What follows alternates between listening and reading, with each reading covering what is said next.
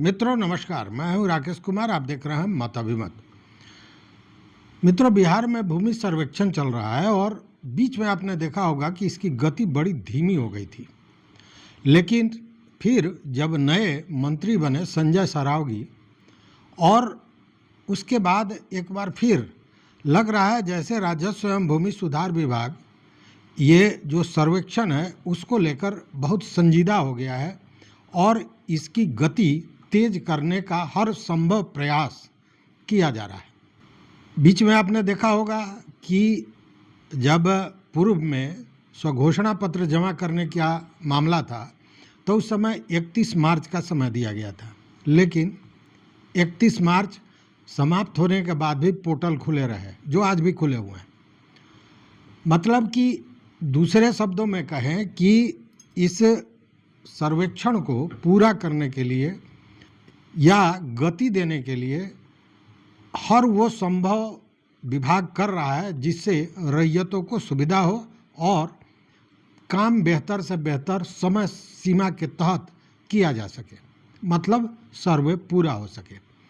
चूँकि 125 साल के बाद सर्वे करना और उसमें भी बिहार में ज़मीनी विवाद इतना ज़्यादा है, पेचीदगियाँ इतनी ज़्यादा हैं कि सर्वे होगा, यह अपने आप में आश्चर्यजनक बात लोगों को लग रहा था। जबकि हसर आपने देखा होगा कि जिन राज्यों में सर्वे हुआ और वहाँ पे चुनाव हुआ तो वो सरकार जिन्होंने सर्वे कराने का प्रयास किया था उनको मुंह की खानी पड़ी थी। इसीलिए शुरुआती दौर में जो बड़ी तेज़ी दिखाई जा रही थी, बाद में उसको शिथिल किया गया और उस मामले को ले जाया गया चुनाव के बाद। मतलब सीमा अब कहाँ चला गया है, आपको याद होगा, दिसंबर 2026 तक, दिसंबर 2026 तक। तो ये सारी चीज़ें चल रही हैं। इसी में फिर एक नया फरमान भी आया, वह भी आपने देखा होगा कि एक नया अभियान, जागरूकता अभियान शुरू किया गया, जागरूकता अभियान 2।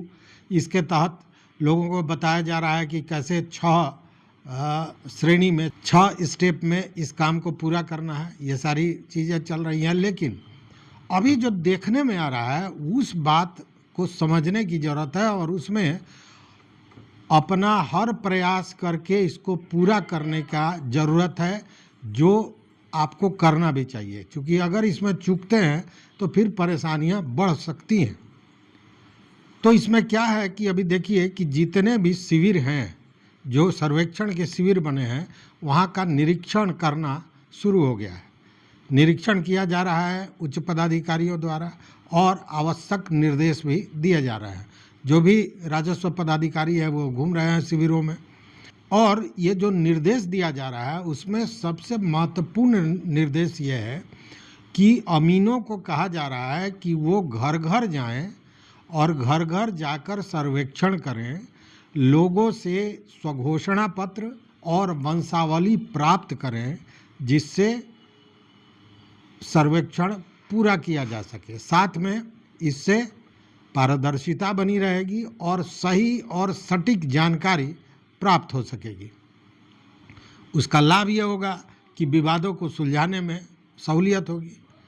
तो ये सारी चीज़ें चल रही हैं। अब जब अमीनों को कहा जा रहा है कि घर घर जाकर ये काम करें, मतलब कि पूरी तरह संजीदा है विभाग इसको लेकर, और विभाग अब सोचिए ना, घर घर जाके करना, अमीनों को सर्वेक्षण के लिए उनसे घोषणा पत्र लेना, वंशावली लेना कितना मुश्किल और कितना टफ टास्क है, लेकिन ये निर्देश दिया जा रहा है और कराया जा रहा है। अब देखिए कि ये जो स्वघोषणा पत्र बार बार होता है कि ऐसे भरना है, वैसे भरना है, तमाम। स्वघोषणा पत्र है क्या, पहले इस बात को समझिए। देखिए, स्वघोषणा पत्र मूल रूप से यह है कि आपको ये बताना है कि आप कैसे उस ज़मीन के मालिक हैं, सबसे पहली बात है। और आपको मलिकाना हक कहाँ से मिला, क्या आपका पुश्तैनी है, मतलब वंशानुगत वो संपत्ति आपके पास आई है, या फिर वो हस्तांतरित होकर आई है, मतलब किसी से रजिस्ट्री कराया या किसी से गिफ्ट हुआ, हस्तांतरित करके आई है, यह बताना है। दूसरी बात यह बताना है कि उस ज़मीन का आप उपयोग कैसे कर रहे हैं, इस पर कोई ध्यान नहीं दे रहा है। लेकिन उसमें बाज़ाब्ता है कि ज़मीन किस श्रेणी का है, और श्रेणियां भी अलग अलग हैं।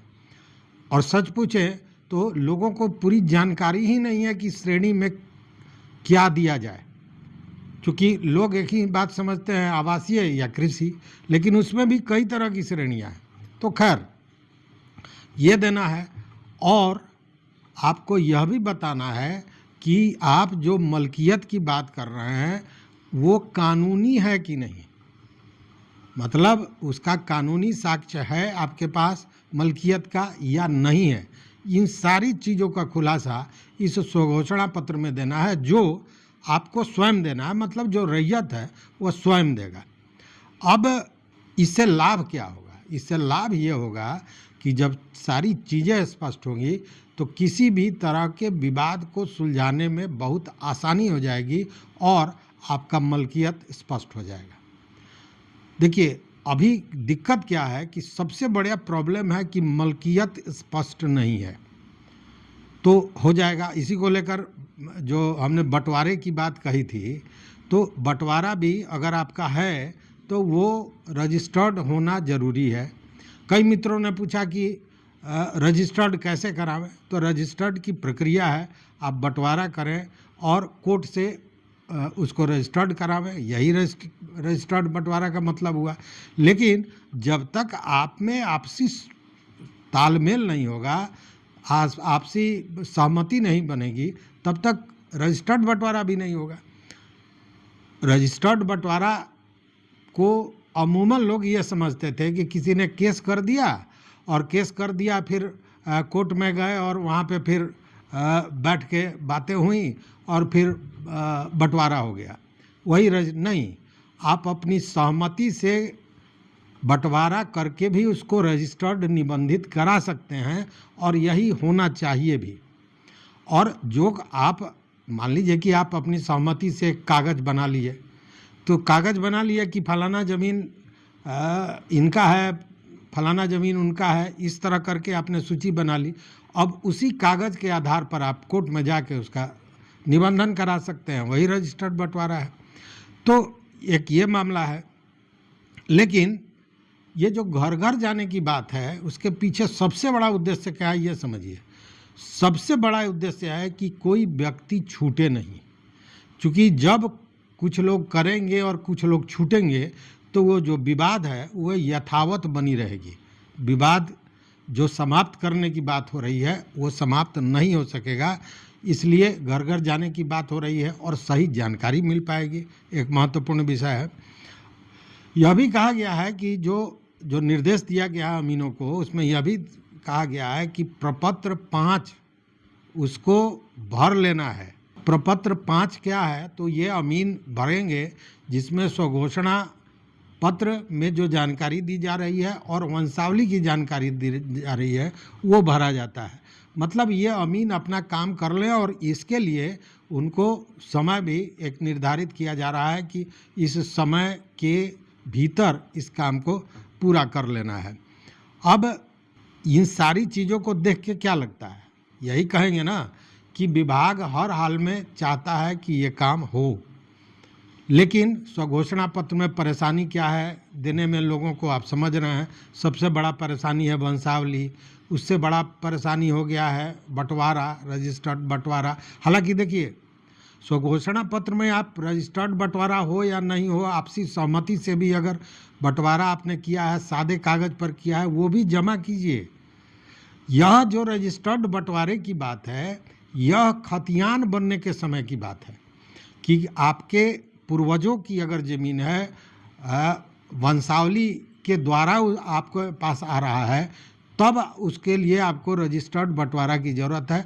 तो वो तो आप बाद में भी दे सकते हैं, लेकिन स्वघोषणा पत्र तो आप सादे कागज़ पर भी बंटवारा करके सारे लोग उस पर हस्ताक्षर करके अपनी सहमति जताकर दे सकते हैं।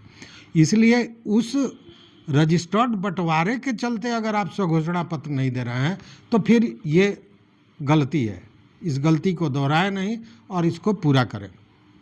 देखिए, इसका उद्देश्य क्या है? उद्देश्य तो यही ना है कि जितना भी भूमि है उसके रैयतों की मलकियत स्पष्ट हो जाए, सारे जो कागजात हैं, दस्तावेज हैं, वो डिजिटल हो जाए, जो भी जानकारी है वो अद्यतन हो जाए, मतलब भूमि से संबंधित जितनी भी जानकारियां हैं वो अद्यतन हो जाए। आज के वर्तमान की क्या स्थिति है उस आधार पर ये बनना है। उसके बाद वो एक तरह से कहें कि पारदर्शी भी हो जाएगा, क्योंकि वो सारा चीज़ पब्लिक डोमेन में होगा, आप उसको खोल के अपने से देख सकेंगे। तो उस स्थिति में ज़मीन का गोलमाल करने वाले लोगों की जो पहले चलती थी वह भी नहीं चलेगी, और सबसे बड़ी बात है कि विवाद कम होगा। सरकार को इसमें क्या है कि सरकार को भूमि के कर संग्रहण में मदद मिलेगी, क्योंकि उसमें आपको देना है कि भूमि का उपयोग आप कैसे कर रहे हैं। तो जिस श्रेणी की भूमि होगी उस हिसाब से कर निर्धारण होगा, क्योंकि कर निर्धारण भी बहुत पुराना है, नया कर निर्धारण नहीं है, तो वह भी होगा। और साथ में सरकार किसी भी तरह का योजना बनाना चाहती है तो उसमें ये अगर सारे डॉक्यूमेंट्स मतलब सारी स्थितियां स्पष्ट होंगी तो योजना बनाने में भी सुविधा मिलेगी। इसलिए सरकार संजीदा है, ज़रूरत है कि हम और आप भी संजीदा हो जाएं इसको लेकर, और अपना स्वघोषणा पत्र, वंशावली आदि जो जमा करना है उसको यथाशीघ्र कर लें। होशियारी भी इसी में है। तो इस वीडियो में बस इतना ही मित्रों, देखते रहिए मत अभिमत। चैनल पर न हो तो सब्सक्राइब कीजिए, लाइक कीजिए, दोस्तों के साथ शेयर कीजिए और अपना विचार जरूर दीजिए। बहुत बहुत धन्यवाद, कोटिशः आभार।